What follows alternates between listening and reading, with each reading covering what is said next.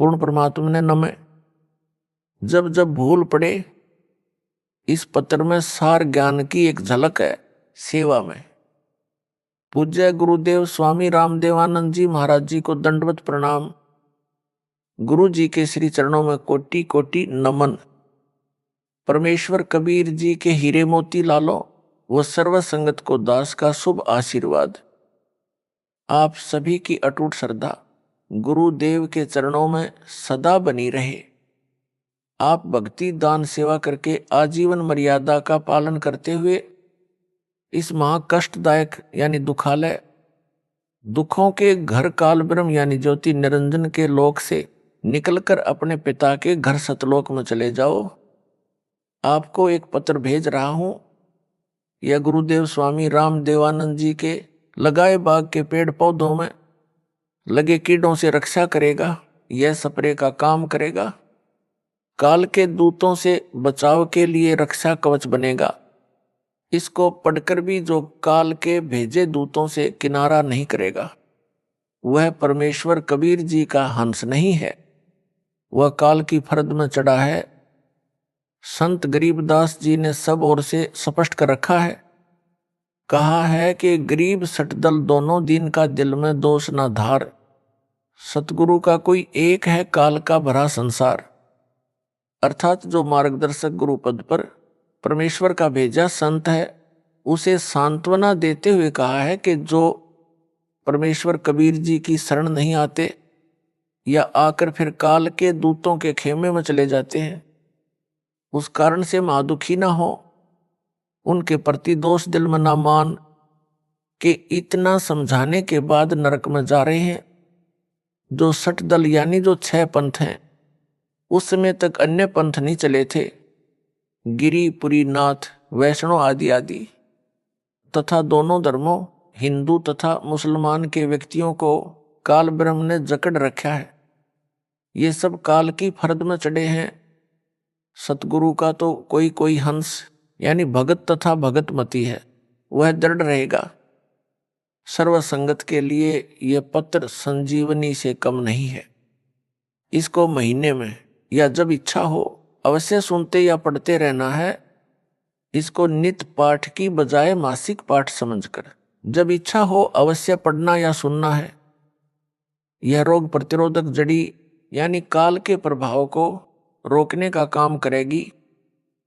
अपनी भक्ति क्रियाओं पर दृढ़ विश्वास बनेगा। विश्वास के बिना भक्ति सफल नहीं होती। आशा करता हूं जो काल के दूतों के जाल में फंसे हैं, वे भी पुनः विचार करेंगे, अपने निज घर की सुध लेंगे, जीवन की रक्षा करेंगे और अन्य सुरक्षित रहेंगे। हे मानव शरीर प्राप्त प्राणियों, आपको अनमोल अवसर मिला है अपना कल्याण करवाने का। सब सद्ग्रंथ तथा सब पहुंचे हुए संत यानी परमात्मा प्राप्त संत तथा स्वयं परमेश्वर कबीर जी बताते हैं, जो उनकी अमर वाणी में अंकित हैं कि मानो स्त्री पुरुष का जन्म दुर्लभ है, यह बार बार नहीं मिलता। जैसे प्रमाण मिलता है कागभूषण का, उसने यही बताया है कि मैंने अनेकों मानव जन्म बिना भक्ति के व्यर्थ किए। कुछ परिस्थिति ऐसी बनी जिस कारण से एक गुरु बनाया जो भगवान शिव का उपासक था। मेरे से भयंकर गलती हुई, मैंने अपने गुरु का खड़ा होकर सम्मान नहीं किया, जिस कारण से मेरे को भगवान शिव ने आकाशवाणी द्वारा श्राप दिया कि तूने अपने गुरु का अपमान किया है, मेरे लोक में आने योग्य तू नहीं है, तेरे को 1 लाख वर्ष तक नरक में डाला जाएगा। ये आकाशवाणी गुरु जी ने भी सुनी। गुरु जी को पता नहीं था कि इसने ऐसी गलती की है। तब गुरु जी ने कहा कि भगत परमात्मा शिव जी से क्षमा याचना कर। कागभूषण को साथ लिया। गुरु जी ने भगवान शिव से आंखों में पानी भरकर याचना की कि हे भगवान, बालक है, गलती हो गई, क्षमा करो। ऐसी प्रार्थना कई घंटों की। तब शिव ने कहा कि नरक में इसे जाना पड़ेगा, 1 लाख वर्ष तक इसको नरक में रहना भी पड़ेगा। परंतु इसके गुरु की प्रार्थना स्वीकार कर ली है। मैं अपने दिए श्राप को वापस नहीं ले सकता। मेरे आदेश से इसको यमदूत कोई कष्ट नहीं देंगे। ऐसा ही हुआ। 1 लाख वर्ष नरक में रहकर उसे मानव जन्म मिला, क्योंकि उसको उसके गुरु ने दिल से नहीं उतारा था। कारण यह था कि कागभूषण ने गुरु से तथा प्रभु शिव से अपनी गलती की क्षमा याचना कर ली थी। कबीर जी ने कहा है कि कबीर हरि के रूठते गुरु की शरण जाए, कह कबीर गुरु रूठते हरि नहीं होत सहाय। यानी यदि राम रुष्ट हो जाए तो पूर्ण गुरु के पास जाए, वह सत साधना करवाकर कष्ट दूर करवा देता है। यदि गुरु रुष्ट हो गया तो परमात्मा सहायक नहीं होगा।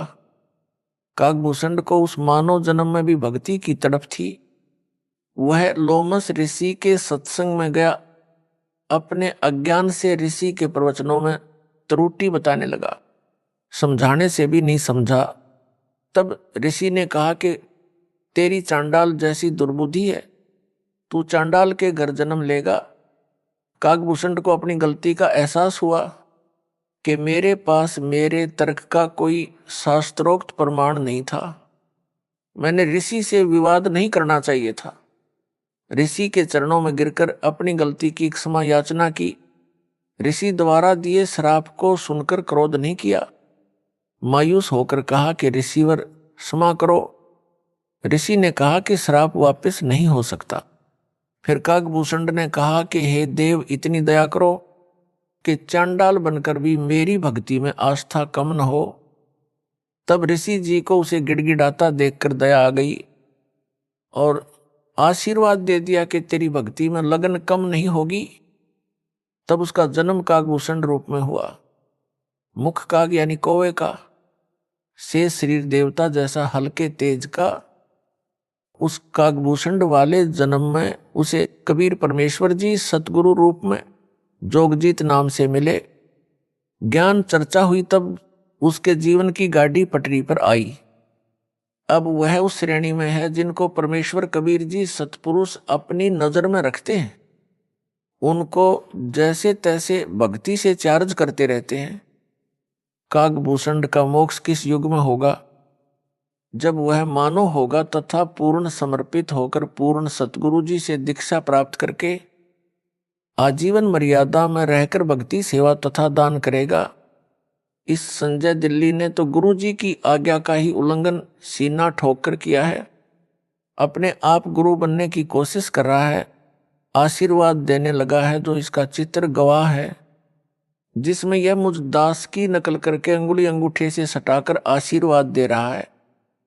यह मुद्रा कबीर जी और मेरे गुरु जी तथा दास के अतिरिक्त कहीं देखने को नहीं मिलेगी। मेरे बाद जो नकली हैं वे बकवाद करके जीवन नष्ट कर सकते हैं। बालक बहुते प्यारा माँ का, उससे बढ़कर शिष्य गुरुओं का, अर्थात माता को बच्चा बहुत प्रिय होता है। गुरु को अपना शिष्य माता से भी अधिक प्रिय होता है। जो शिष्य बार बार गलती पर गलती करता है तो भी गुरु जी का प्रयत्न यही होता है कि किसी तरह यह सुधार कर ले, अपना मानव जीवन नष्ट ना करे। इसे ज्ञान नहीं है कि मानव जीवन कितना मूल्यवान है।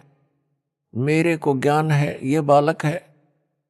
जब बालक बार बार समझाने से भी नहीं मानता तो गुरु जी के पास एक ही विकल्प बचता है कि उस गंदे सेब को सेबों के ढेर से निकालकर कूड़े में फेंक दे। फिर उसे सूअर खाते हैं। दास का इस पत्र को लिखने का भी यही उद्देश्य है कि संजय दिल्ली अपना जीवन नष्ट ना करे, अभी गलती की क्षमा याचना करके नाम शुद्ध करवाकर अपने मानव जीवन को धन्य बनाए, नरक में ना जाए। दास गुरु है, गुरु का कर्तव्य बनता है कि शिष्य को हर संभव कोशिश करके नरक जाने से बचाए। यदि किसी का बेटा बेटी बालक चला जा रहा है, सामने गहरा गड्ढा है, माता पिता की दृष्टि पड़ जाए तो वे दौड़कर उसे बचाने की भरसक कोशिश करते हैं। बच्चा माता पिता को अपनी ओर आता देखकर विचार करता है कि ये मेरे को खेलने से रोकने के लिए मुझे पकड़ने को आ रहे हैं। वह और तेज चल पड़ता है। माता पिता के प्रयत्न के पश्चात भी गड्ढे में गिरकर जीवन से हाथ धो बैठता है। माता पिता के पास रोने पीटने के अतिरिक्त कुछ शेष नहीं रहता। दास बार बार पत्र लिखकर संजय दिल्ली व पवन जयपुर को पकड़ने की कोशिश कर रहा है, परंतु ये दोनों नरक वाले गड्ढे की ओर दौड़ रहे हैं। संजय को तो गुरु बनने की हवस लगी है। जो माँ बाप का कार्य है मानव समाज के साथ विश्वासघात है, गुरु जी के साथ विश्वासघात है। अब इसको मान बढ़ाई का रोग लग गया है। यह काल का दृढ़ जाल है। कबीर जी ने कहा है कि कबीर राज तजना सहज है, सहज त्रिया का नेह। मान बढ़ाई ईर्ष्या दुर्लभ तजना, ये अर्थात मनुष्य राज तथा पत्नी का मोह त्याग सकता है, परंतु मान बढ़ाई शिष्यों से चंवर करवाना, चरणों पर फूल चढ़वाना, गले में माला डलवाना तथा दंडवत करवाना, संत रूप में नकली शोभा पाना तथा ईर्ष्या मेरे विश्वास पात्र भक्तों व मेरे से ईर्ष्या करना आदि छोड़ना इसके लिए अब कठिन है। यदि यह सब छोड़कर अपना कल्याण करवा लेगा तो सचमुच महान है, विद्वान है। यदि क्षमा याचना नहीं करता है तो वास्तव में शैतान है।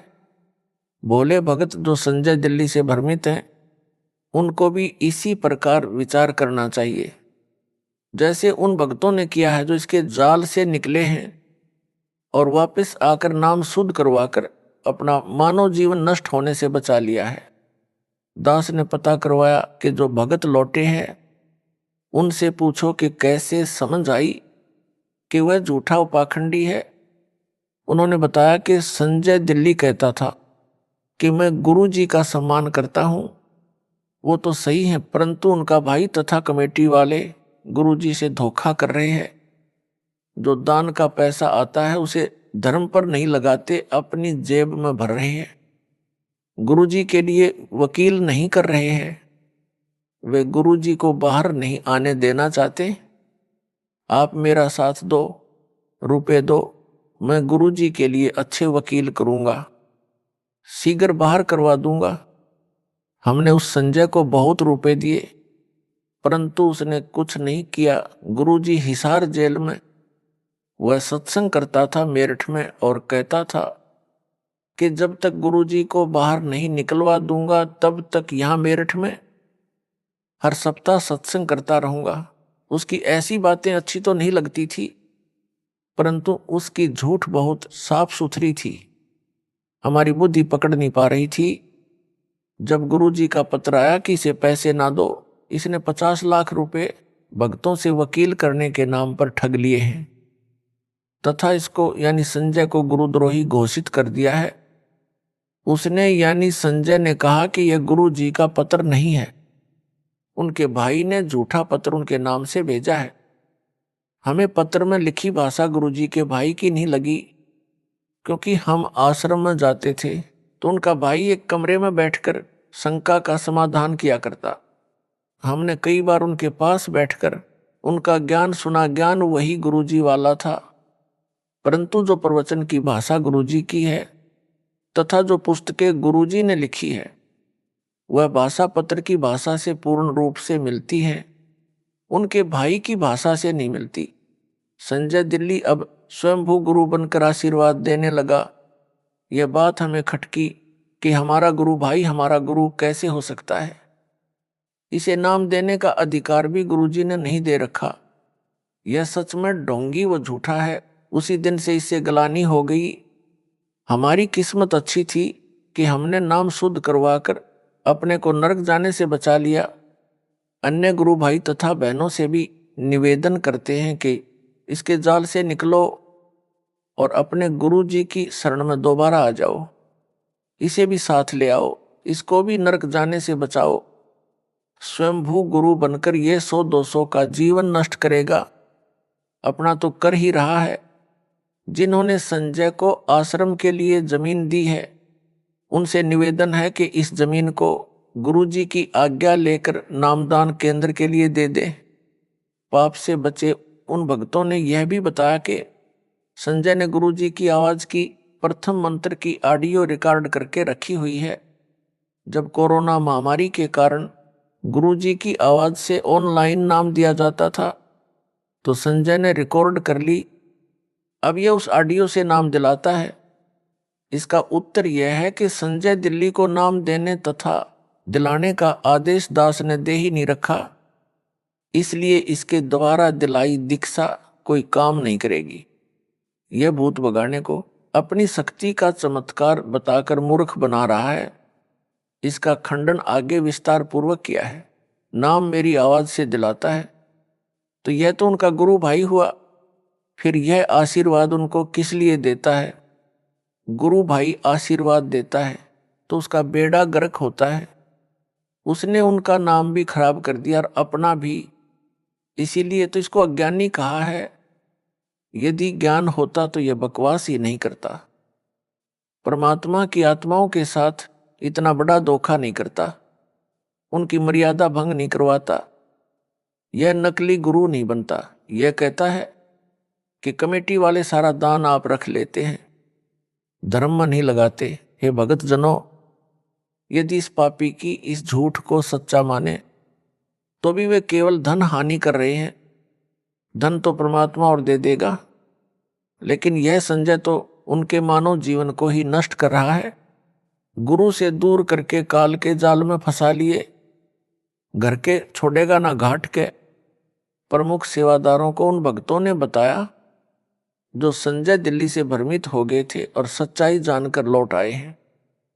नाम शुद्ध करवा लिया है। प्रमुख सेवादारों ने मुझ दास को बताया। वापस लौटे भक्तों द्वारा बताए गए कुछ पाखंड जो संजय दिल्ली करता है, वह भ्रम फैलाता है, उनका खंडन करता हूं, जो इस प्रकार है। संजय दिल्ली कहता है कि मेरे आश्रम में चाय नहीं बनेगी, आश्रम में दवाई नहीं रखी जाएगी, मेरे आशीर्वाद से वैसे ही रोग ठीक हो जाते हैं। उत्तरदास का जिसको दूध पीने को मिले चाहे कितनी बार पिए, दही खाने को मिले, हलवा व खीर प्रतिदिन खाने को मिले, उसे चाय की क्या आवश्यकता है? यह भक्तों के दान किए रुपयों से मौज मस्ती कर रहा है। रही बात दवाई आश्रम में ना रखने की, यह कुछ दिन का ड्रामा है। एक समय ऐसा आएगा यह स्वयं दवाइयां खाएगा। एक ऐसा ही पाखंडी था, वह भी सरेआम सत्संगों में प्रवचन करते समय दावा करता था कि मैं कभी रोगी नहीं होऊंगा। यदि मैं रोगी हो जाऊं और दवाई खाऊं तो मेरे मुंह में मूत देना। उस समय आयु 30-35 वर्ष की थी। कुछ दिन पश्चात उसको रोग घेरने लगे। उसका एक डॉक्टर शिष्टा गुप्त रूप से उससे इलाज करवाता रहा। आम संगत को पता नहीं चला, उसकी झूठ कामयाब रही। जब 60 वर्ष की आयु में प्रवेश किया तो और अधिक बीमार हो गया। फिर दवाई ने भी काम नहीं किया, भुगत कर मरा। इस प्रकार की बकवाद कुछ दिन ही चलती है। जब नकली गुरु मरा तब तक उन शिष्यों की तीसरी पीढ़ी तक उस काल के दूत के जाल में फंस चुकी थी। फिर परंपरा पड़ गई, मृत्यु के पश्चात उसकी यादगार बनाई गई। फिर उस समाध यानी यादगार की पूजा शुरू हो गई। सबको नरक के भागी बनाकर मरा। संजय दिल्ली ने कुछ संगत को कुछ दिन यह कहकर बरगलाया कि गुरुजी तो सही हैं, उनका भाई तथा कमेटी के सदस्य तथा उनके आसपास जो कि सेवा में रहते थे वे गलत हैं। वे दान का सारा पैसा अपनी जेब में रख लेते हैं। गुरुजी को जेल से बाहर नहीं निकलने देना चाहते।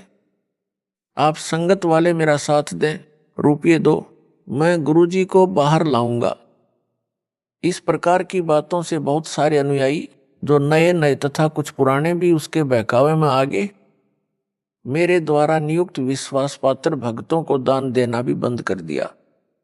उस समय वह संजय पाखंडी 50 लाख रुपये भक्तों के दान के ले गया।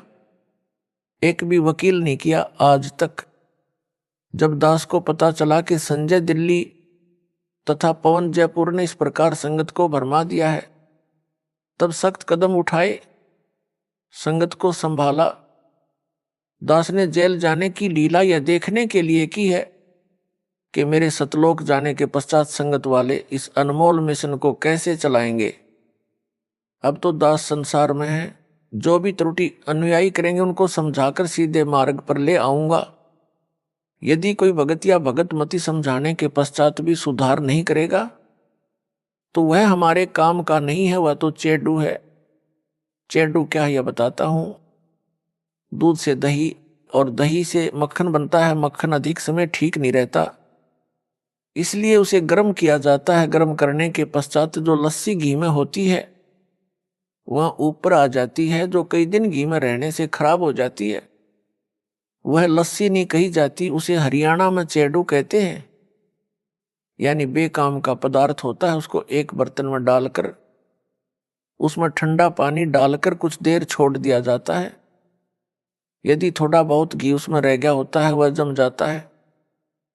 फिर उस जमे घी को भी निकाल लिया जाता है, क्योंकि उस घी बनाने वाली को पता होता है कि घी प्राप्त करने के लिए कितना संघर्ष करना पड़ता है। भैंस या गाय मोल लेनी, उसका चारा मोल लेना, या किसान है तो चारा घर का होता है, उसे बेचे तो धन मिलता है, वह भी घी बनाने के खर्च में ही गिना जाता है।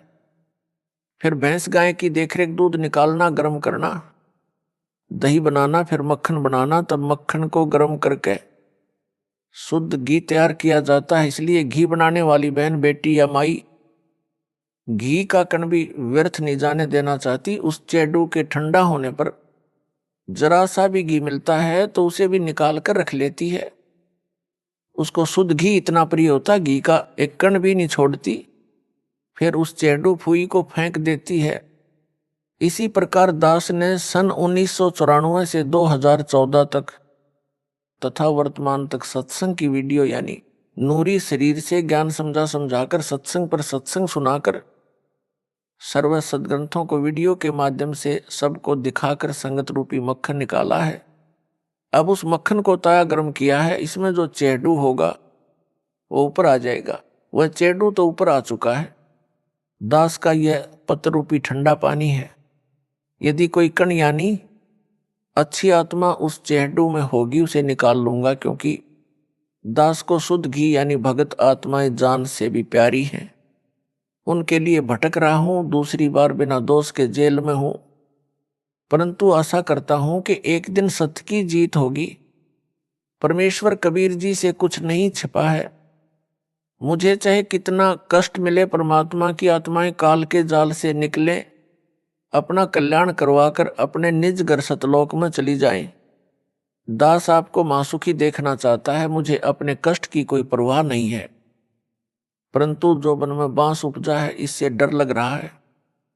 गरीबदास जी ने कहा है कि संगत माही कुसंगत उपजा, जैसे वन में बांस।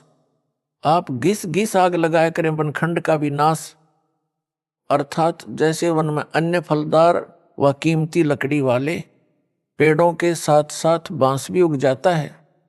तेज हवा चलने पर बांस एक दूसरे के साथ टकराते हैं, उस घर्षण से जंगल में आग लग जाती है, जिससे पूरे जंगल के फलदार पेड़ भी जलकर नष्ट हो जाते हैं। यह संजय साकट तथा पौन जयपुर वही कुसंगत उपजी है। कुछ संगत के भगत भी इनके साथ लगे थे। जब दास को पता चला कि संजय व पौन नाम के दो जालिम संगत में आग लगा रहे हैं, तब सब संगत को आदेश दिया कि इनका साथ छोड़ दो। जिन भक्तों को मैंने जिम्मेदारी दे रखी है उनकी बातें मानो। दान के सब पैसों का हिसाब दास के पास आता है, एक पैसा भी गलत प्रयोग नहीं हो रहा। कमेटी वालों ने सब हिसाब बनाकर संगत के पुराने भक्तों को दिखाया। इतना रुपया आज तक दान में मिला है, इतना वकीलों व भक्तों के घर सहायता तौर पर दिया गया है। संगत बहुत समझदार है, वह तुरंत मान गई और दास ने संजय दिल्ली तथा पवन जयपुर को गुरुद्रोही घोषित कर दिया। फिर तो सब संगत उनसे किनारा कर गई। कुछ भोले नए भगत थे, वे अभी तक इस जालिम संजय की बातों में फंसे हैं। उनको सतर्क करने के लिए यह पत्र भेजा है। आशा करता हूं कि बुद्धिमान भगत भगतमती इस पत्र को पढ़कर इसकी असलियत से परिचित होकर इससे दूर हो जाएंगे, नाम शुद्ध करवाकर अपना मानव जीवन धन्य बनाएंगे। संजय साकट दिल्ली के खेमे को छोड़कर आए भक्तों ने जो और जानकारी दी थी उसका खंडन आगे और करता हूं। संजय दिल्ली अपने को श्री सिख गुरु नानक देव जी की आत्मा बताता है, यह सफेद झूठ है। यदि वह श्री नानक जी वाली आत्मा है तो इससे सिद्ध हुआ कि श्री नानक जी का मोक्ष नहीं हुआ है।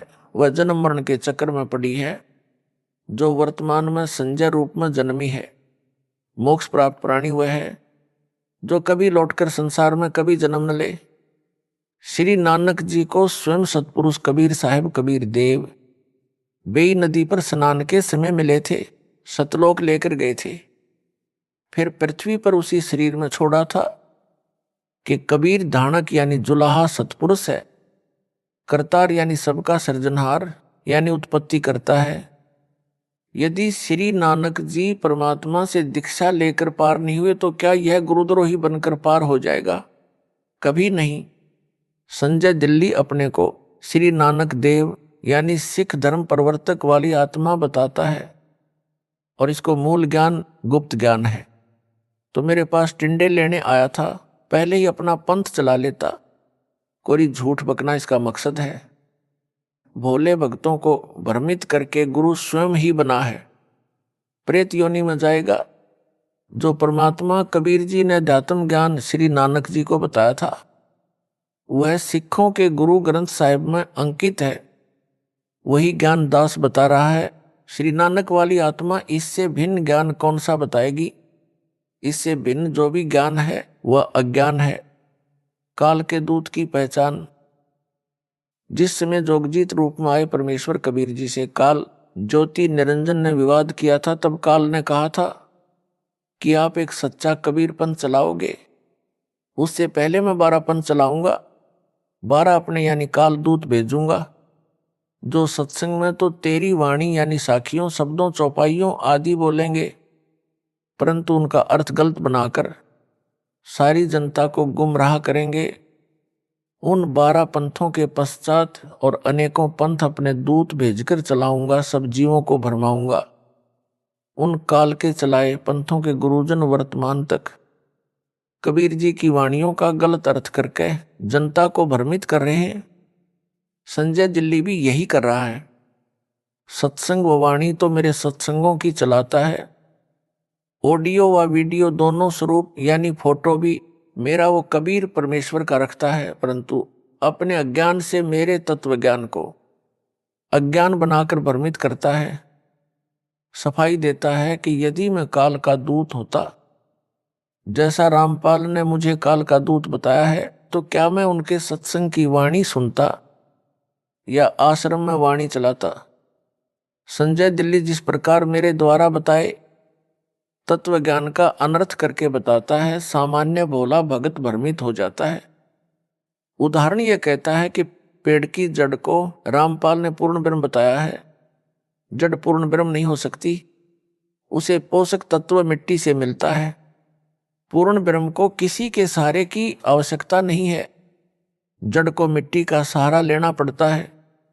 इसका उत्तर जैसे विद्यालय में अध्यापक विद्यार्थियों को समझाते हैं कि दिन रात कैसे बनते हैं, उसके लिए एक तेल से जगने वाला दीपक एक मेज पर रखा जाता है तथा एक ग्लोब फुटबॉल के आकार का एक स्टैंड पर लटकाया जाता है। अध्यापक कहता है कि बच्चों, दीपक को सूर्य मानो, ग्लोब को पृथ्वी मानो। पृथ्वी घूमती है, तब जो भाग सूर्य के सामने आता जाता है वहां दिन होता है, जो भाग सूर्य के सामने नहीं होता वहां रात होती है।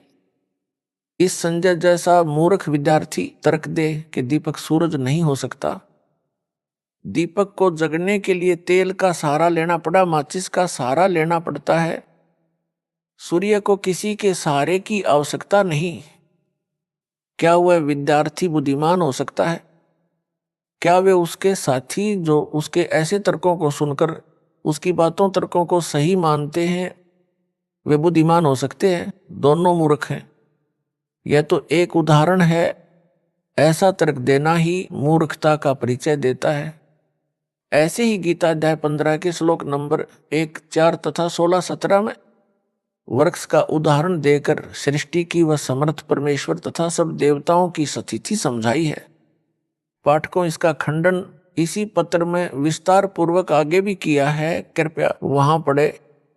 आपको पता चलेगा यह कितना विद्वान है और कितनी बकवास बकता है। भक्तों को विचार करना चाहिए कि जब गुरु जी ने गुरुद्रोही घोषित कर दिया तो वह कुछ भी सफाई देता रहे, नहीं मानना चाहिए। यदि वह सच्चा सुच्चा होता तो दास उसे क्यों दिल से उतारता, क्यों उसे गुरुद्रोही घोषित करता। माली का पौधा खराब हो जाए तो उसे जड़ से उखाड़ कर फेंक देता है। उसे कष्ट बहुत होता है, परंतु और कोई विकल्प नहीं बचा था। सब दवाई व खाद डाला, परंतु व्यर्थ रहा। जैसे सेब विक्रेता की टोकरी भरी सेबों में से एक सेब दागी हो जाती है तो वह उसे निकालकर कूड़े में डाल देता है। उस खराब सेब को सूअर खाते हैं। कितना पौष्टिक तथा महंगा फल यानी सेब था। सेब विक्रेता को दुख बहुत हुआ सेब खराब होने का तथा फेंकने का। यदि नहीं फेंकता तो अन्य सेबों को भी वह गंदी सेब गंदा कर देती। संजय दिल्ली के अपलक्षण हद से ज्यादा देखकर इसे संगत यानी टोकरी से निकालकर फेंका। इसने एक पवन नाम के भगत को भी खराब किया जो जयपुर का रहने वाला है। इन दोनों को टोकरी से निकालकर फेंकना पड़ा। दास को दुख तो बहुत हुआ, परंतु विवश होकर यह कदम उठाना पड़ा। कबीर गुरु के दिल से उतरे, वह नाम बिहुना होए। जाको काल घसीट ही राख सके ना कोई। मानुष जन्म पाए कर खोए, गुरु विमुखा जुग जुग रोवे। गुरु से करे कपट चतुराई, सो हंसा भाव भर में आई। गुरु से कपट शिष्य जो राख है, यमराजा के मुख दर चाख है। संजय साकट कहता है कि रामपाल तो सतगुरु है। वह न संत है, न भगत है, न दास है। मैं दास भगत संत हूं। सारी संगत रामपाल को भगवान यानी साहेब मानती है। रामपाल सतगुरु है, भगत दास संत नहीं है। रामपाल ने 13वें पंथ के विषय में बताया है कि 13वें पंथ से सब अंधियारा हटेगा, वह संत भगत दास होगा। मैं यानी संजय ही वह संत भगत व दास हूं। रामपाल तो सतगुरु है। उदाहरण देता वाणी से, सतगुरु साहेब एक शरीरा। सतगुरु और साहेब यानी भगवान तो एक है। सारी संगत रामपाल को भगवान यानी साहेब मानती है, इसलिए साहेब और सतगुरु एक है। इसलिए रामपाल सतगुरु सिद्ध हुआ। अंधेरा तो भगत दास संत से हटेगा तथा सबका कल्याण होगा। वह मैं यानी संजय हूं। रामपाल को तो संगत भगवान यानी साहेब मानती है। फिर यह भी कहता है कि रामपाल भगवान नहीं हो सकता, इसने मां से जन्म लिया है। और यह भी कहता है रामपाल साहिब यानी भगवान है। साहिब और सतगुरु एक है, इसलिए रामपाल अज्ञान अंधेरा नहीं हटा सकता। अज्ञान अंधेरा तो दास भगत संत हटाएगा। वह मैं यानी संजय हूं, इसलिए रामपाल सतगुरु सिद्ध हुआ। इसको कहते हैं हुआ बाई बकदा, बिना सिर पैर की बातें। उस साकट से कहा जाए कि इससे आगे भी बोले, सतगुरु बिना ना लागे तीरा। पूर्ण चौपाई इस प्रकार है, सतगुरु साहेब एक शरीरा, सतगुरु बिना ना लागे तीरा। इसका अर्थ यह बनता है, सतगुरु व परमात्मा एक ही शक्ति होते हैं। सतगुरु के बिना न लागे तीरा का अर्थ है कि भवसागर के दूसरे तीर यानी किनारे नहीं जा सकता, यानी संसार से पार नहीं हो सकता। यदि वह मुझ दास को सतगुरु बताता है तो वाणी ही स्पष्ट कर रही है कि जीव का मोक्ष भी सतगुरु यानी रामपाल के बिना नहीं हो सकता। साकट संजय दिल्ली वाला फेल हुआ, यह उआ बाई बकता है। संजय गुरुद्रोही कहता है कि जो असुर निकंदन रमणी में संत गरीबदास जी ने कहा है कि सतगुरु दिल्ली मंडल ऐसी, वह मेरे यानी संजय के लिए कहा, क्योंकि मैं दिल्ली से आया हूं, इसलिए 13वां पंथ मैं ही चलाऊंगा। सब अंधेरा हटाऊंगा, सबका कल्याण करूंगा। विवेचन संजय दिल्ली तो अपने को संत दास तथा भगत कहता है और सतगुरु रामपाल को यानी मेरे को कहता है। इससे भी सिद्ध हुआ कि असुर निकंदन रमणी में संजय के लिए नहीं कहा है, क्योंकि वह तो अपने आप को दास भगत बताता है। सतगुरु मुझे दास को बताता है। वाणी में तो वह सतगुरु कहा है जो दिल्ली मंडल में आएगा। साहिब तख्त कबीर खवासा, दिल्ली मंडल लीजय बासा। सतगुरु दिल्ली मंडल ऐसी, सूती धरणी सोम जगाएसी। अर्थात कबीर साहेब सतपुरुष के तख्त सिंहासन के पास रहने वाला, उनके सतलोक दरबार का खवास नौकर यानी दास दिल्ली मंडल दिल्ली के आसपास निवास करेगा यानी जन्म लेगा।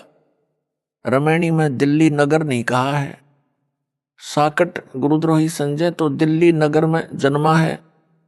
वाणी में दिल्ली मंडल, मंडल का अर्थ है दिल्ली नगर के आसपास का कुछ क्षेत्र कहा है। जैसे वर्तमान में एनसीआर बनाया है, यह सब दिल्ली मंडल है, दिल्ली अलग राज्य है।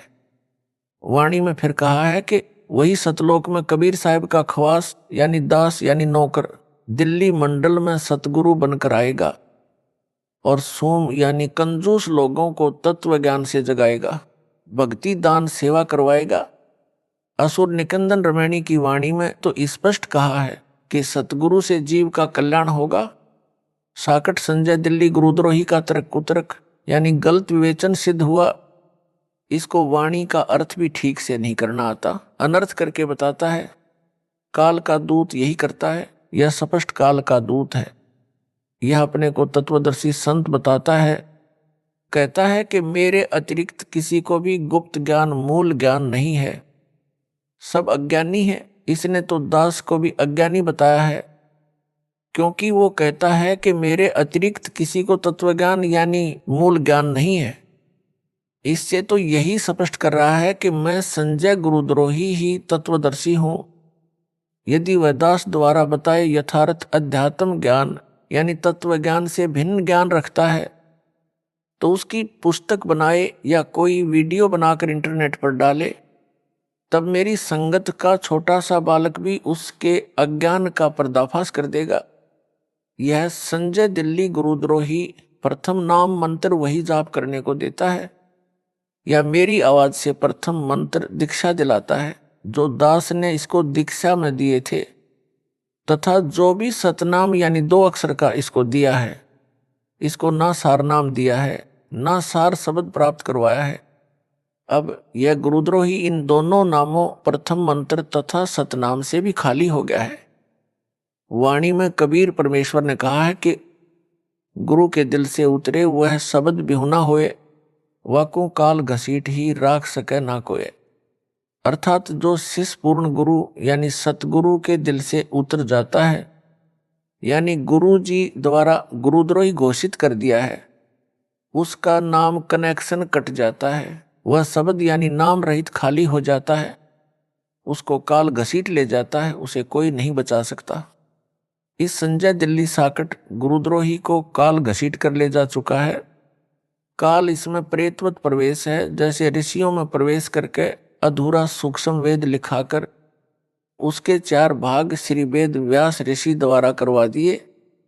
सब जनता ने इन्हीं वेदों को पूर्ण अध्यात्म ज्ञान मान रखा था। दास का ज्ञान योग मेरे गुरुदेव जी की कृपा से परमेश्वर कबीर जी ने खोलकर सर्वग्रंथों का सार निकलवाया है। सूक्ष्म वेद यानी तत्व ज्ञान जो स्वयं कबीर परमेश्वर जी ने प्रत्येक युग में प्रकट होकर सतलोक से चलकर आकर बताया था, उसे सब ग्रंथों से भी प्रमाणित किया है। इससे हटकर जो कोई भी ज्ञान बताएगा वह अज्ञान होगा। कबीर जी ने कहा है कि 9 मन सूत उलझिया ऋषि रहे जखमार, सतगुरु ऐसा सुलझा दे उलझे ना दूजी बार। अर्थात कबीर परमेश्वर जी ने कहा है कि अध्यात्म ज्ञान रूपी 9 मन यानी 360 किलोग्राम सूत, कच्चा धागा जो चरखे से काता जाता था, जो कपास से बनता था, उलझा हुआ है। ऋषिजन भी इसे समझने सुलझाने की अत्यधिक कोशिश कर रहे हैं, परंतु सुलझा नहीं यानी स्पष्ट नहीं हुआ।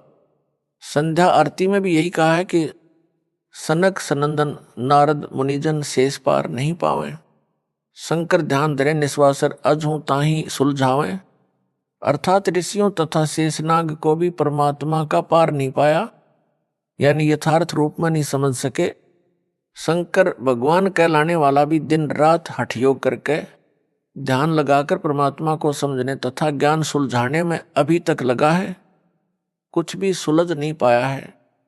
सतगुरु ऐसा स्पष्ट कर देगा यानी सुलझा देगा, जो फिर उस युग में दोबारा किसी के उलझाने से यानी अज्ञान बनाने से नहीं उलझेगा। इस वाणी से यह भी स्पष्ट हुआ कि तत्व ज्ञान को सतगुरु ही प्रकट कर सकता है। संजय साकट दिल्ली तो अपने को संत दास भगत बताता है तथा सतगुरु मुझ दास को बताता है। इससे भी यह अपने अज्ञान के मकड़ जाल में स्वयं ही फंस गया, अर्थात झूठा सिद्ध हो गया है। यदि इस गुरुद्रोही की बात को सच्ची माने जो यह कह रहा है कि मैं संजय दिल्ली ही तत्व ज्ञान जानता हूं, मूल ज्ञान जानता हूं, तो नाम मेरे यानी दास वाले क्यों जपता है, क्यों अपने जाल में फंसाए भोले भक्तों को देता है? फिर तो नाम भी भिन्न होने चाहिए। यदि यह कहेगा कि नाम तो यही सही है, तो फिर इसके तत्व ज्ञान का क्या अचार डालना है? मोक्ष तो निज नामों से होना है, वे यह दास दीक्षा में दे रहा है। दास को मेरे गुरुदेव स्वामी रामदेवानंद जी से नामदान करने की आज्ञा मिली है, जो एक संत मत की परंपरा है। इसको गुरुद्रोही घोषित मेरे द्वारा कर रखा है। इससे ये नाम लेने से कोई लाभ नहीं होगा, यानी मोक्ष नहीं हो सकता। विशेष दास ने अपने पूज्य गुरुदेव जी के सानिध्य में अध्यात्म ज्ञान को बारीकी से समझ लिया था। गुरु मर्यादा में रहना मोक्ष का मूल मंत्र है, जिसका दास ने परमात्मा से डरकर पालन किया। गुरुपद दास को दिया जाएगा, यह तो स्वप्न में भी नहीं सोचा था, क्योंकि दास एक सामान्य भगत था, गृहस्थी बाल बच्चेदार था। हरियाणा सिंचाई विभाग में जेई यानी जूनियर इंजीनियर के पद पर नौकरी करता था। दास ने अपने छोटे भाई महेंद्र दास को यह ज्ञान बताया। एकदम नया तथा पहले वाले से बिल्कुल विपरीत होने के कारण पहले तो कोई रुचि नहीं दिखाई, परंतु बड़ा भाई होने के कारण ज्ञान सुनने से इनकार नहीं कर सका, मन मारकर सुनता रहा। फिर परमेश्वर कबीर जी की कृपा से, गुरुदेव जी के आशीर्वाद से दास का प्रयत्न सफल हुआ और मान गया। गुरु जी यानी स्वामी रामदेवानंद जी से दीक्षा उसे दिलाई। फिर तो उसने अपने अनेकों साथियों को भी ज्ञान समझाया, उनको गुरुदेव जी यानी स्वामी रामदेवानंद जी से नाम दिलाया। यह दास भी अपने संपर्क वालों को ज्ञान समझाकर गुरु जी से दीक्षा दिलाता था। ऐसा शुभ कर्म वर्षों चलता रहा। दास ने 17 फरवरी 1988 को पूज्य गुरुदेव जी से दीक्षा ली थी। सन 1994 तक सबको गुरुदेव जी से दीक्षा दिलाया करता। एक दिन नए भक्तों को नाम दिलाने के लिए गुरुजी के पास गया। भगत महेंद्र दास भी मेरे साथ थे। समागम चल रहा था। गुरुजी के आसपास बहुत सारे भगत बैठे थे। गुरुजी उनमें से किसी की फरियाद सुन रहे थे। हम सब भक्तों के पीछे बैठ गए। एक सेवादार के माध्यम से पहले की तरह नए भक्तों को नाम दिलाने का निवेदन किया। भगत की बात सुनकर गुरुदेव जी ने हमारी ओर कृपा दृष्टि की। हम सब ने दंडवत प्रणाम किया। उसी समय सैकड़ों भक्तों की उपस्थिति में दास को नाम देने का आदेश दिया। कहा कि आज के बाद तू नाम दिया करेगा। मेरे को पसीना छूट गया। विचार किया कि कोई गलती तो नहीं हो गई जिससे गुरुजी नाराज हो गए हो। कानों पर विश्वास नहीं हो रहा था।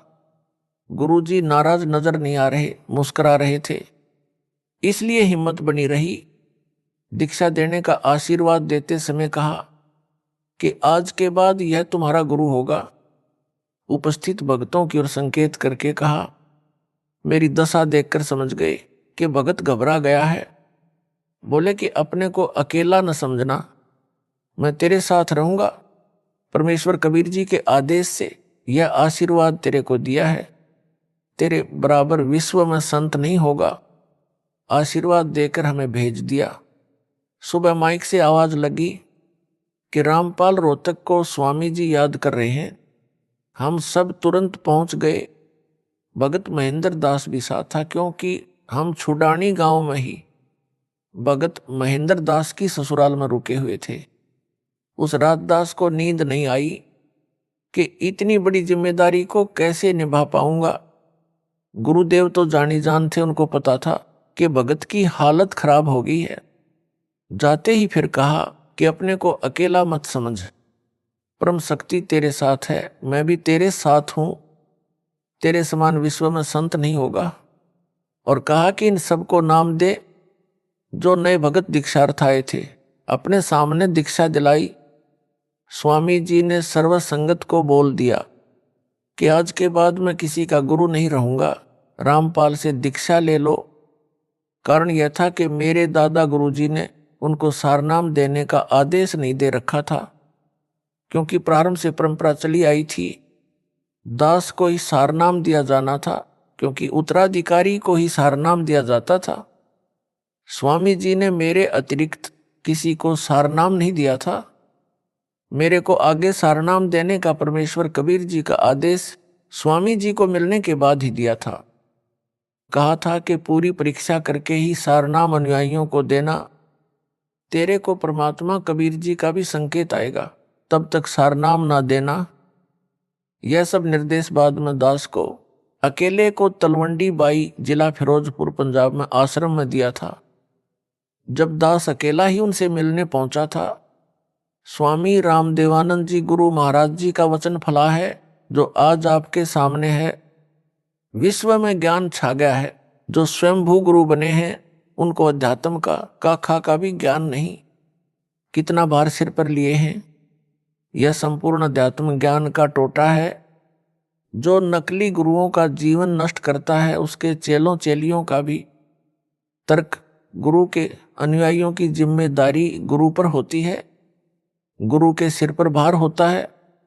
जब कबीर परमेश्वर जी ने देखा था कि 64 लाख अनुयायी पटरी से उतर गए थे, गुरु की आज्ञा को भी अनदेखा करने लगे थे, वे सारनाम योग्य नहीं थे, तो अपने सिर से भार उतारने के लिए लीला की थी।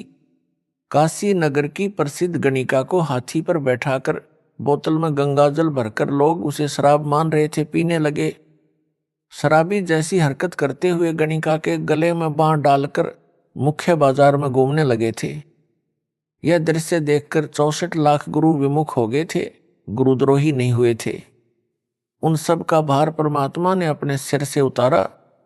संत गरीबदास जी ने कहा है कि गरीब भड़वा भड़वा सब कहें, कोई ना जाने खोज, दास गरीब कबीर करम बांटत सिर का बोझ। अर्थात काशी के लोग तो निंदा करने लगे, कह रहे थे कि यह तो भड़वा यानी बेशरम हो गया, सरेआम बुरे कर्म करने लगा है। सब शिष्यों ने वह साधना त्याग दी, पहले वाली करने लगे जैसे राबी ने त्यागी थी। कबीर जी भारमुक्त हुए। इसी प्रकार पूज्य गुरुदेव स्वामी जी ने यह कहकर सिर का भार उतार दिया कि आज के बाद मैं किसी का गुरु नहीं रहूंगा। पहले वाले भी रामपाल से नाम ले लो, परंतु दुर्भाग्य है उन पहले वालों का अधिकतर ने दास से दीक्षा नहीं ली। जो नए थे हमने नाम गुरुजी से दिलाया था, उन्होंने दास से दीक्षा ली। परमेश्वर कबीर जी ने अपने परम शिष्य गरीबदास जी को काल के साथ आंख में चोली खेलने की भविष्य की सब रणनीति बता दी थी।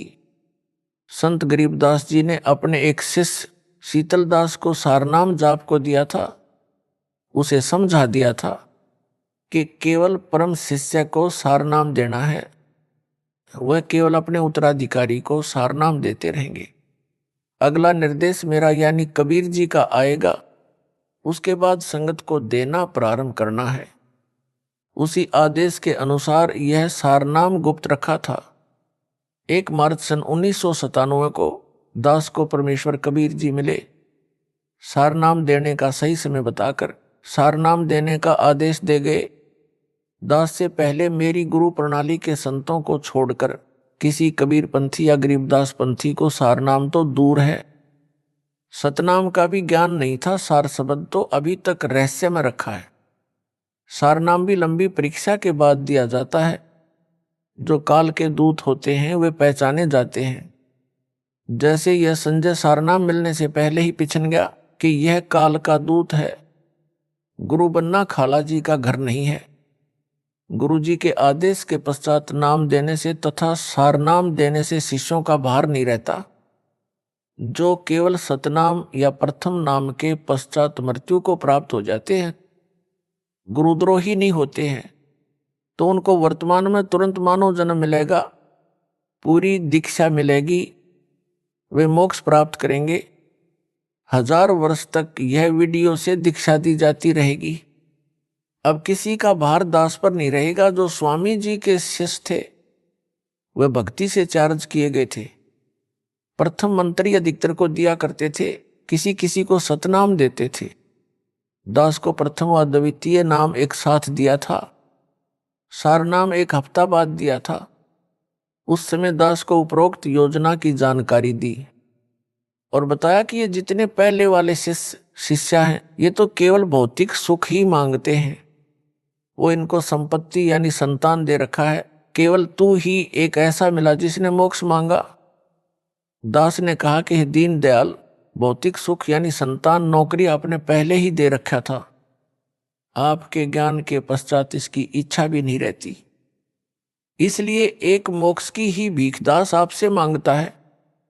गुरु जी मुस्कुराए और आशीर्वाद दिया। यह परमेश्वर कबीर जी की प्रीप्लान पूर्व निर्धारित योजना थी। समझा है तो सिर धर पाऊं, बहुर नहीं रे ऐसा दाव। 17 फरवरी 1970 से 17 मई 1995 तक 18 वर्ष नौकरी करके त्याग पत्र देकर सतगुरु जी के आदेश का पालन करने के लिए छोटी सी नौकरी त्याग दी, जो एकमात्र निर्वाह का साधन था।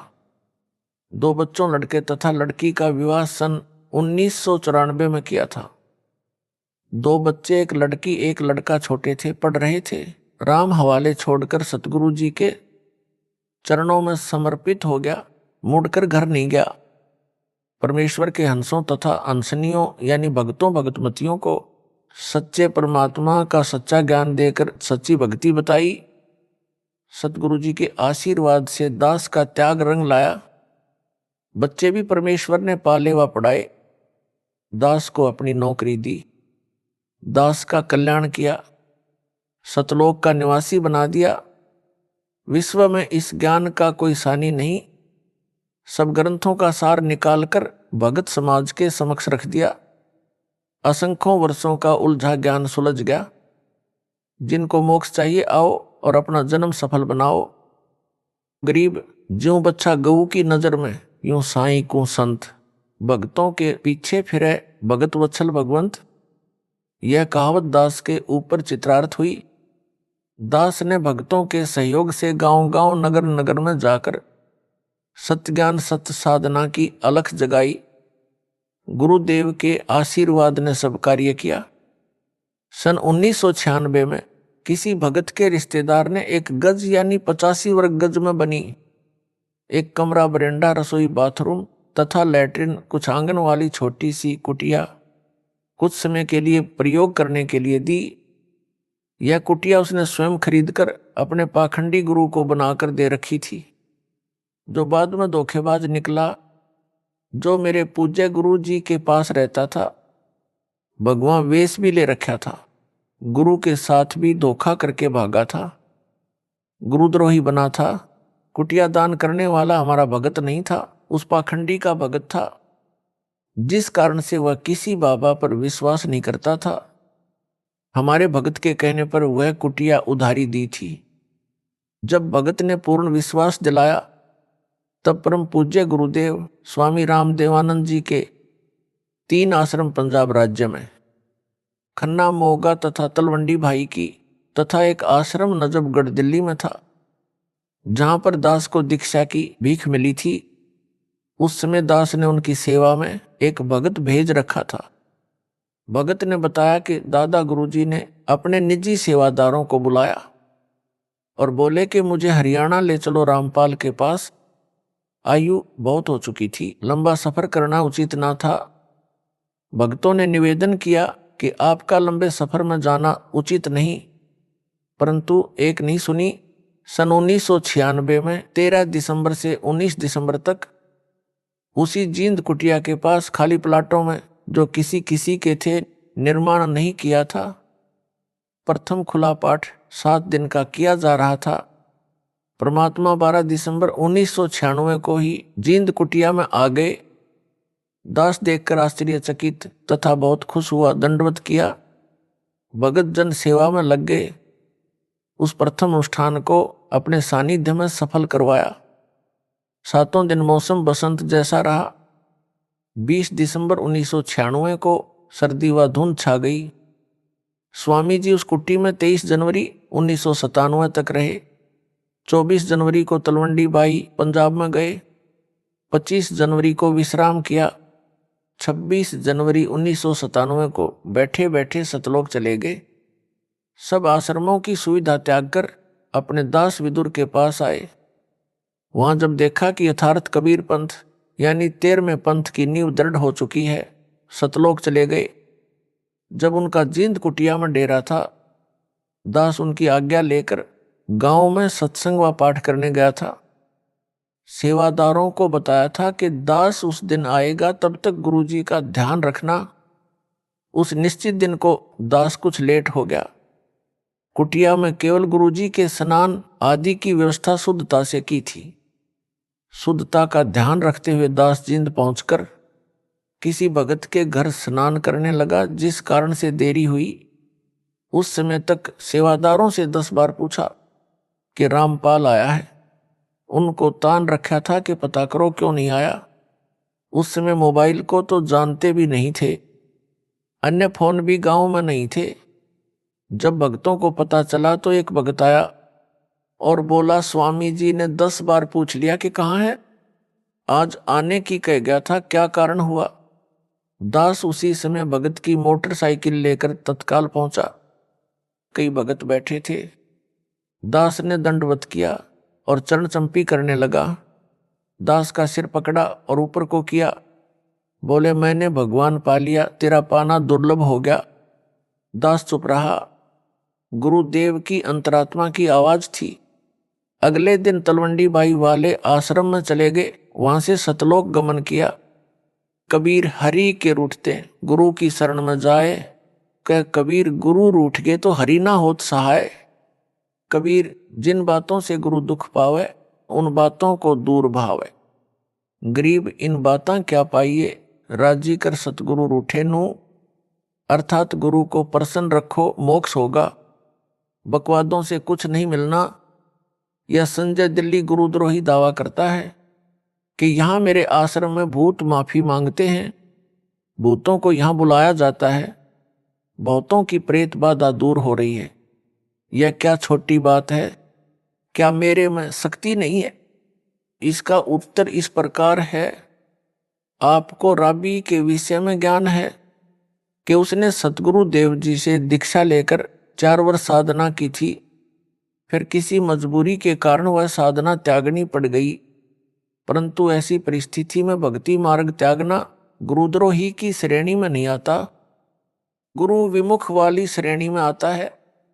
उस 4 वर्ष की मर्यादित साधना से उस देवी में इतनी भक्ति की शक्ति हो गई थी कि उसके लिए मक्का वाला मंदिर उड़कर विमान की तरह लेने चला आया और उस भगत आत्मा को लेकर यथास्थान पर स्थापित हो गया।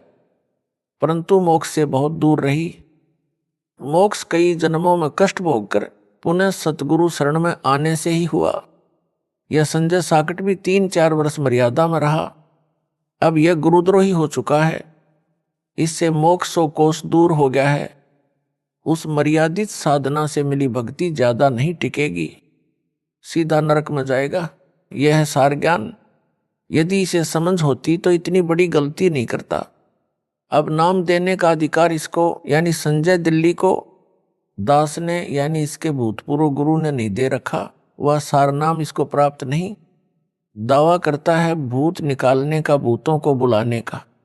भूत प्रेत निकालने व डालने वाले तो इस जैसे भारत में लाखों अड्डे हैं। इसने उस गांव को भूतगाह यानी प्रेतों का स्थान बना दिया। जैसे राजस्थान प्रांत में गांव मेहंदीपुर में बालाजी भूतगाह बना है।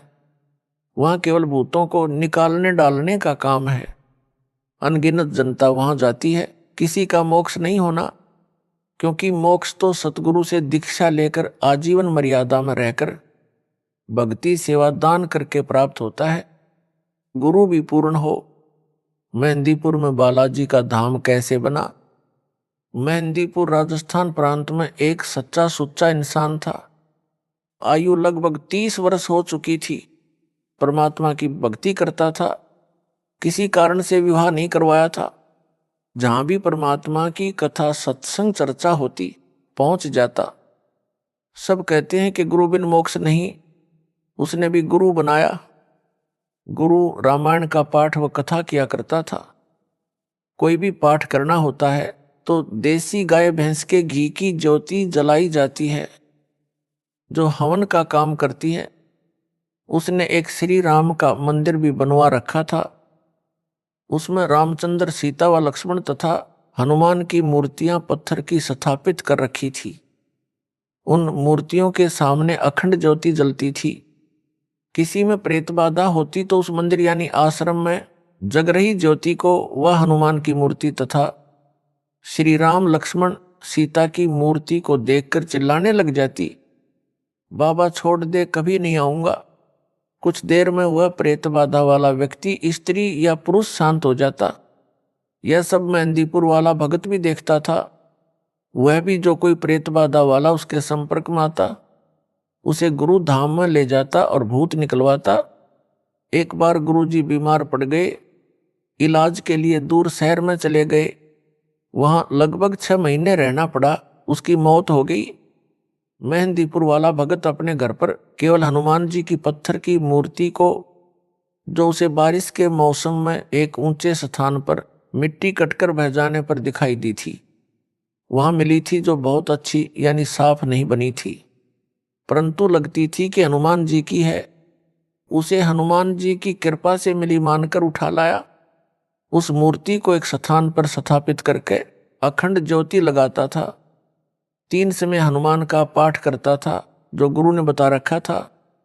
अब जो प्रेतबाधा वाले गुरु के पास जाते थे या नए जो मेहंदीपुर वाले के पास जाते थे, जिनको वह गुरु के पास ले जाया करता उसके पास आए, उनको भगत ने बताया कि गुरु जी तो इलाज के लिए बाहर गए हैं, पता नहीं कब स्वस्थ होकर आएंगे। इतने में वे सब उसके घर पर हनुमान जी की मूर्ति के सामने जग रही ज्योति के सामने चिल्लाने लगे। उसी प्रकार कहने लगे कि छोड़ दे बाबा, कभी नहीं आऊंगा या आऊंगी। 6 महीनों में उस भगत की आसपास प्रसिद्धि हो गई। जो गुरु के पास जाते या नए सब मेहंदीपुर जाने लगे, प्रेत बाधा ठीक होने लगी। उस भोले भगत को भ्रम हो गया कि तेरे में भी गुरु जैसी शक्ति आ गई है। वह महंत बन गया। उस भगत में प्रेत प्रवेश हुआ। नई नई प्रेरणा करने लगा। सतपकवानी बनानी चाहिए, 7 प्रकार की मिठाई मंगानी चाहिए, अधिक ज्योति जलानी चाहिए, आदि आदि। उस भगत ने 7 प्रकार का भोजन, हलवा, खीर, पूरी, कचौड़ी, पकौड़ी आदि आदि बनवानी शुरू कर दी। 7 प्रकार की मिठाई मंगवानी शुरू कर दी। प्रेत के सताए धनी व्यक्तियों ने उसमें खूब धन लुटाया। उस भगत ने एक हनुमान मंदिर बनाया जो वर्तमान में बहुत बड़ा बनाया गया है। भूत क्या करते हैं? भूत अन्य के शरीर में प्रवेश करके मिठाई व खाने का आनंद लेते हैं। उनका सूक्ष्म शरीर होता है। जो मानव शरीर प्राप्त है उनका जीव भी मूल रूप में सूक्ष्म शरीर में रहता है। स्थूल शरीर उसे भक्ति, सेवा, दान करके मोक्ष प्राप्ति के लिए मिलता है। जो पूर्ण गुरु से दीक्षा लेकर भक्ति नहीं कर पाते, उनसे स्थूल मानव शरीर छीन लिया जाता है। उनमें से कुछ तो प्रेत बन जाते हैं। उस जीव का जो प्रेत बन गया है उसका मन वही स्थूल शरीर वाला आनंद चाहता है जो उसे स्थूल शरीर में मिल सकता है। जिस कारण से ये प्रेत किसी किसी में प्रवेश करके वह आनंद लेते हैं। जो व्यक्ति शराब पीते हैं छोड़ नहीं पाते, उनमें कोई शराबी मरकर भूत बनकर प्रवेश है। वह चाहकर भी शराब नहीं छोड़ पाता। मेहंदीपुर में बालाजी के नाम से भगत ने मंदिर बनाया। मिठाई, मेवा, काजू, बादाम, किशमिश, मनुखा, दाख आदि का भोग लगाने लगा। यह प्रेत प्रेरणा से किया। जो प्रेत बाधा वाला मेहंदीपुर जाने लगा उसका भूत तुरंत निकल जाता और उस गांव यानी मेहंदीपुर के व्यक्ति जो शाम को आरती में आते हैं उनमें प्रवेश कर जाता है और वहां परमानेंट डेरा बना लेता है। प्रतिदिन भिन्न भिन्न प्रकार की मिठाई खाता है। इस प्रकार मेहंदीपुर बालाजी का धाम भूतगा बन गया, यानी भूतों की छावनी बन गया। मोक्ष ना तो उस भगत का हुआ ना वहां जाने वालों का होगा। एक दिन वह गांव जिसमें संजय दिल्ली ने भूत धाम बनाया है, उस गांव के व्यक्ति जो इसके आश्रम में आरती में जाते हैं तथा वहां का 56 प्रकार का भोग खाते हैं, उनमें बाहर से आए लोगों के भूत प्रवेश करने लग जाएंगे तथा भूतों का केंद्र बन जाएगा। प्रेत यानी भूत पहले मानव ही थे, उनका स्वभाव दिमाग उसी तरह काम करता है। जब वे देखते हैं कि यहाँ पर क्या क्या सुविधाएं हैं, उसी अनुसार निर्णय लेते हैं। जो प्रेत बाधा वाला स्त्री पुरुष उस संजय दिल्ली वाले के आश्रम में आता है, प्रेत देखता है कि वहां प्रतिदिन हलवा खीर खाने को मिलते हैं, 56 प्रकार के भोग भी हैं। वे उस व्यक्ति से निकलकर वहीं डेरा जमा लेते हैं। जो वहां आरती में या वैसे आश्रम में आएंगे, उनमें प्रवेश कर जाएंगे।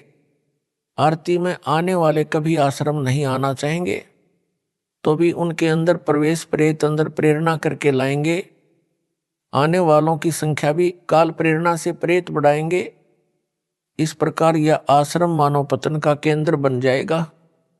मेरे यानी रामपाल दास के आश्रम में केवल समागम में ही हलवा खीर बनाई जाती है, बाद में सामान्य भोजन बनता है। उसी से परमात्मा का भोग प्रसाद निकाला जाता है। प्रेत देख लेते हैं कि यहाँ पर बाद में कुछ नहीं मिलना, वे प्रेत बाधा वाले से निकलकर भाग जाते हैं, क्योंकि यहाँ उनकी पिटाई परमात्मा करते हैं। प्रेत बहुत चतुर हो जाते हैं। संजय जैसे पाखंडी के पास जाकर जानबूझकर दिखावा करते हैं, छोड़ दो कभी नहीं आऊंगा, बस शांत हो जाते हैं। उस प्रबंधक को भ्रम हो जाता है कि मेरी शक्ति से प्रेत नाक रगड़ रहे हैं, प्रेत बाधा ठीक हो रही है। विचार करें, संजय दिल्ली को भी अन्य भक्तों व भगतमतियों वाले मंत्र जाप को दिए, जो प्रथम व द्वितीय नाम में दिए जाते हैं। इसमें अलग से शक्ति कहाँ से आ गई? इस आश्रम से पहले इसने कितने भूत निकाले थे, कितनों को लाभ दिया था, पूछो पाखंडी से। अब काल इसको नचा रहा है, जीवों को इसके जाल में फंसा रहा है। इसका तथा इसके सहयोगियों व प्रसाद खाने वालों को अपने चक्रव्यूह में फंसा रहा है। यह है सार ज्ञान, जो समझ सके तो समझ लो। हरियाणा के भगत ने बताया कि मेरे 2 चाचा छोटी आयु में मरकर प्रेत बने थे। वे मेरे भाई की पत्नी में प्रवेश करके बताते थे कि घर में झगड़ा हम करवाते हैं, शराब पीने की प्रेरणा हम करते हैं, शहर में मिठाई खाने हम ले जाते हैं। फिर उसने दास से दीक्षा ली, तब उनका पीछा छोड़ा। मोक्ष ना संजय दिल्ली गुरुद्रोही का होगा, ना उसके संपर्क में आने वाले भक्तों व भगतमतियों का होगा। सब भूत बनेंगे, नरक में गिरेंगे। एक बड़ा अधिकारी था, वह राम व हनुमान का परम भगत था। मेहंदीपुर बालाजी की वर्तमान में बड़ी ख्याति है।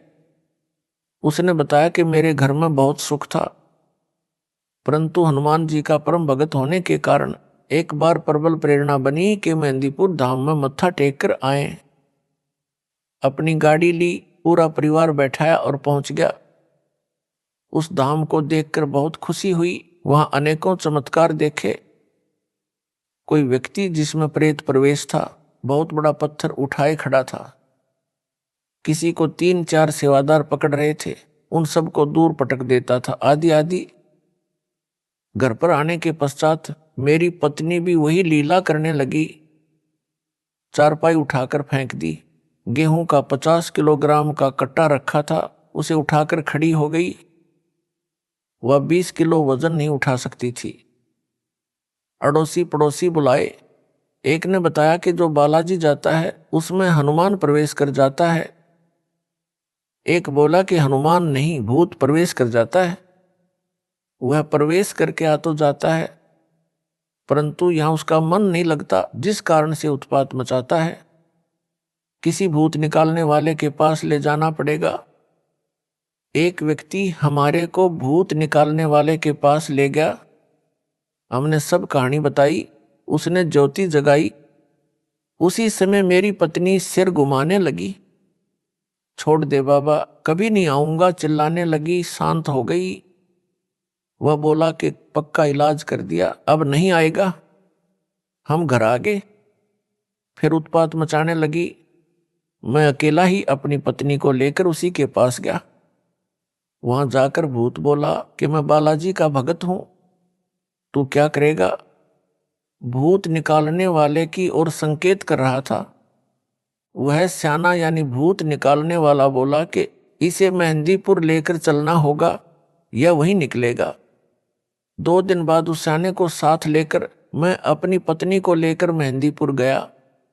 वहां जाते ही मेरी पत्नी सिर घुमाने लगी। कुछ देर में ठीक हो गई। मैं उस स्याने से बोला कि शीघ्र चलो।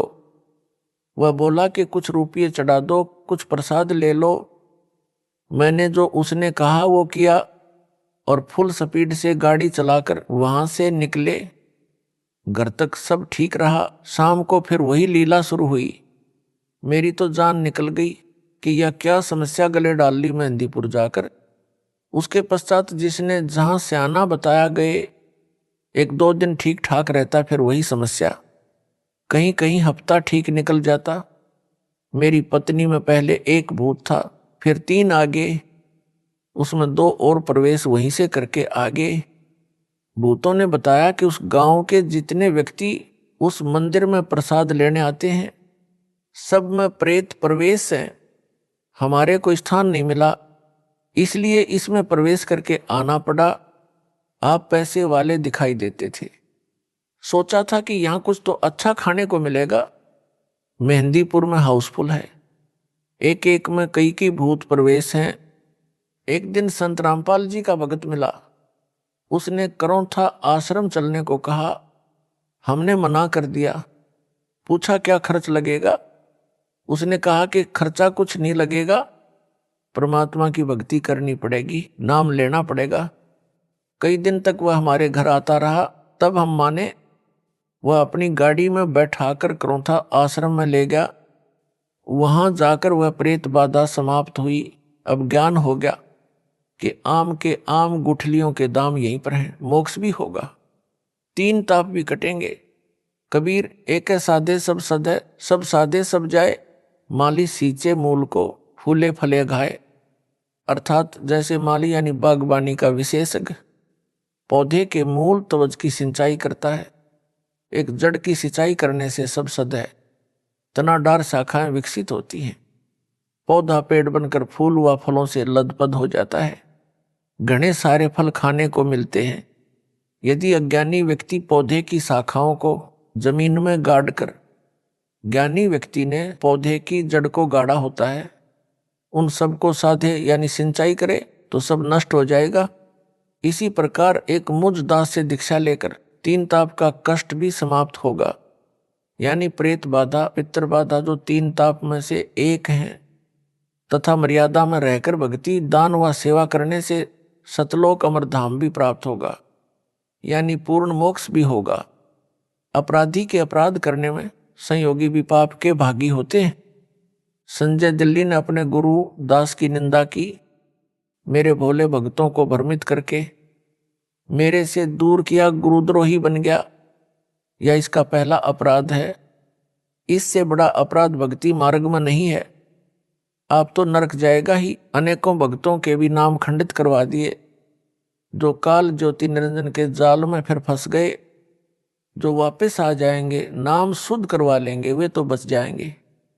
अन्य जो इसको दान देकर इसके पाप में सहयोग कर रहे हैं, वे भी इसी के समान परमात्मा कबीर जी के अपराधी हैं। जिन्होंने इस गुरुद्रोही संजय दिल्ली को भूतों का धाम बनाने के लिए जमीन दान की है, वे इसी के समान परमात्मा कबीर जी के दोषी हैं। भगत चाहे प्रथम नाम प्राप्त है, चाहे सतनाम प्राप्त है, उसको सर्वप्रथम नियम बताए जाते हैं। लिखित में प्रिंटेड कॉपी नियमों की तथा भक्ति बोध दी जाती है, जिनमें यह भी बताया गया है कि कबीर गुरु बिन माला फेरते, गुरु बिन देते दान, गुरु बिन दोनों निष्फल हैं, चाहे पूछो वेद पुराण। अर्थात गुरु धारण किए बिना नाम जाप व दान करना व्यर्थ है। कबीर गुरु बिन दान पुण्य जो करही, मिथ्या होए कब हूं न फल ही। गुरु बिन प्रेत जन्म सब पावे, वर्ष सहंस गर्भ सो रहावे। गुरु के मिले कट्टे दुख पापा, जन्म जन्म के मिटे संतापा। गुरु बिन होम यानी ज्योति यज्ञ नहीं कीजिए, गुरु की आज्ञा माही रहीजे। गुरु को तजय भजय जो आना, ता पशुआ का फोकट ज्ञाना। गुरु से बैर करे शिष जोई, भजन नाश अरु बहुत बिगोई।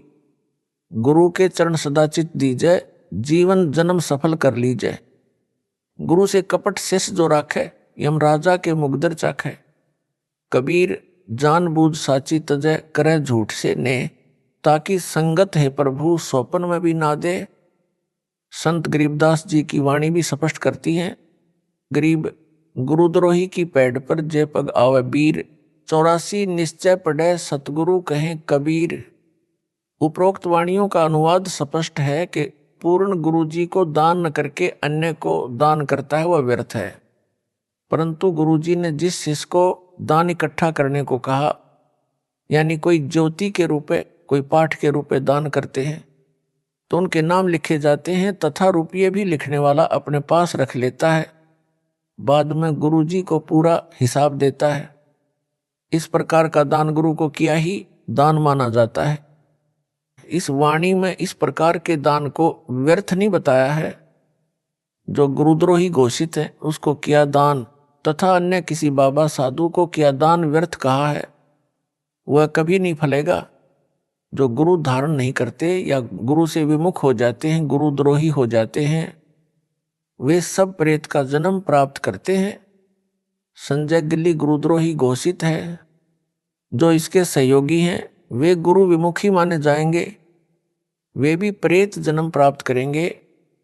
तो उस गांव में जिसमें संजय दिल्ली साकट ने पाखंड फैला रखा है, जो उसके आश्रम में आरती करके प्रसाद लेते हैं, वे भी प्रेत जन्म प्राप्त करेंगे। यह परमात्मा कबीर जी का बताया तथा बनाया विधान है जो अटल है। प्रेत की आयु लंबी होती है, हजारों वर्षों तक प्रेत बना रहता है। किसी औरत के गर्भ में प्रवेश रहना पड़ता है। प्रेत का स्त्री से जन्म नहीं होता, परंतु गर्भ में कष्ट बहुत होता है। उस गर्भ के कष्ट को वह पाप आत्मा झेलता है। एक माई जींद जिले हरियाणा की बताती थी कि मेरे पेट में बच्चा है, घूमता महसूस होता है, डॉक्टर से जांच भी करवा ली, कुछ नहीं मिला। उस माई की आयु लगभग 62 वर्ष थी। प्रेत को इस प्रकार के महाकष्ट भी झेलने पड़ते हैं। प्रेत योनि महाकष्टदायक होती है। यदि पूर्ण गुरु मिल जाए और शिष्य या शिष्या आजीवन मर्यादा पालन करते हुए भक्ति सेवा दान करे, तो इस प्रकार की सत्य साधना से इस प्रकार के युगों युगों के दुख यानी संकट व संताप महादुख समाप्त हो जाएंगे। गुरु जी से ही होम ज्योति यज्ञ करवाना लाभदायक है। गुरु जी की बजाय अन्य से ज्योति यानी हवन व अन्य धर्म यज्ञ, ध्यान यज्ञ, प्रणाम यज्ञ व ज्ञान यज्ञ आदि करवाना व्यर्थ है।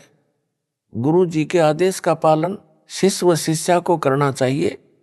गुरु को तजय यानी छोड़कर अन्य में आस्था रखे यानी बजाय उस पशु जैसे शिष्य को फोकट ज्ञान है, उसे कुछ भी ज्ञान नहीं है, वह तो डांगर है।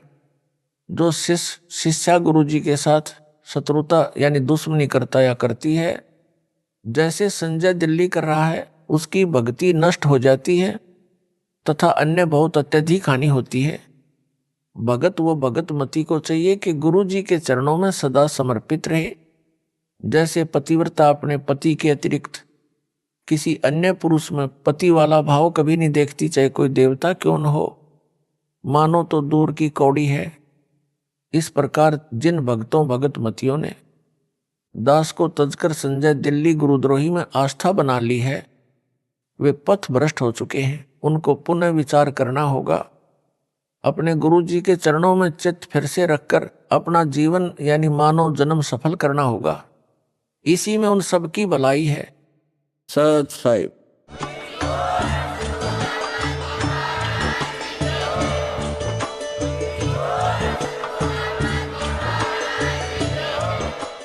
सत साहिब।